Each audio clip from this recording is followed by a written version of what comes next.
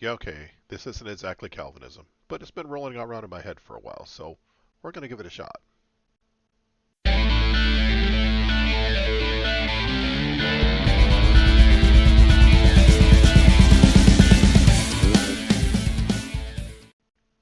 Greetings, welcome back to Exegeting Calvinism. My name is Michael Faber, normally your exegetical guide. Today we're going to do something a little bit different because I've had something rolling around in my head about Molinism that I put together a presentation for and I think it's time to do. So without further ado, Classical Theism and Molinism, do they fit together? Let's start out with some definitions. Divine simplicity is sort of the key element, or one of the key elements of classical theism. God is simple and transforms every form of complexity, effectively has no parts. The key element that I'm looking at here is what has been bolded there. God is what he has. So if you look at the previous sentence, God is omniscient then, and not in virtue of instantiating or exemplifying omniscience, which would imply a real distinction between God and the property of omniscience, but by being omniscience. And the same holds for each of the divine omni attributes. God is what he has. So as a subset of omniscience, and presumably that other things that he has are part of him, God has knowledge as a part of omniscience, and therefore, in classical theism, God is identical with his knowledge. It means that knowledge is a part of God's being, is part of who he is. And just for review, for those of you who need to see this, necessity in logic and metaphysics is a modal property of a true proposition whereby it is not possible for the proposition to be false, and of a false proposition whereby it is possible not to be true. Necessary propositions are sometimes said to be true or false, as the case may be, in all possible worlds. This is where it connects to Molinism. What is relevant for our discussion is that a being is necessary if it must exist in all possible worlds, and a being is contingent if it may not exist in at least one possible world. So let's look at Molinism briefly.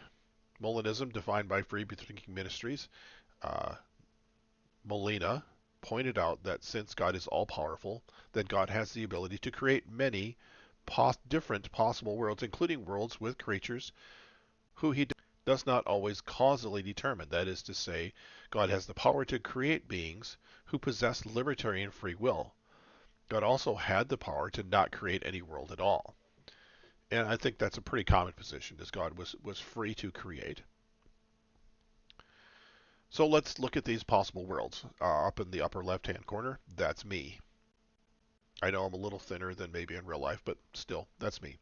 And what we have here are three possible worlds that God could create.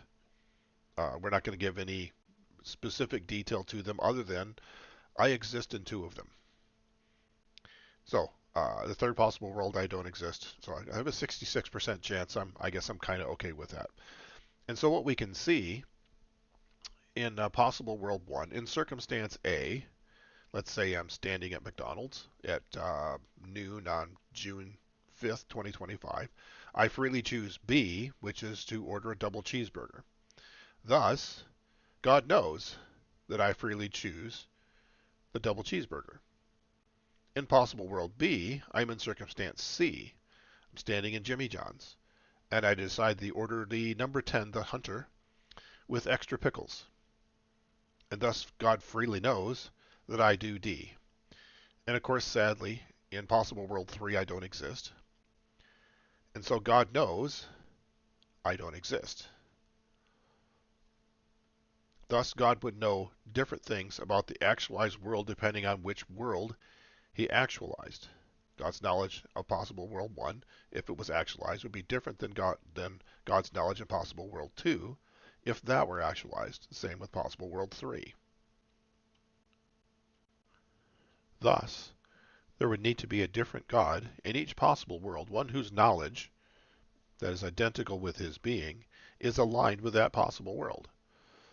So yes, God may exist in possible world 1 and may know about possible world 2 and possible world 3, but would also know that the God in possible world 2, should possible world 2 be actualized, is different from him.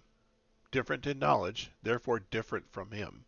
and therefore would be a different God. So what then do we conclude? Thus, given classical theism and Molinism, God is not necessary. The same God does not exist in all possible worlds. In fact, the God of possible world 1 cannot be the God of possible world 2, because that's a different God, requires different knowledge identical to his being. This has been Exegeting Calvinism, Molinism, and Classical Theism.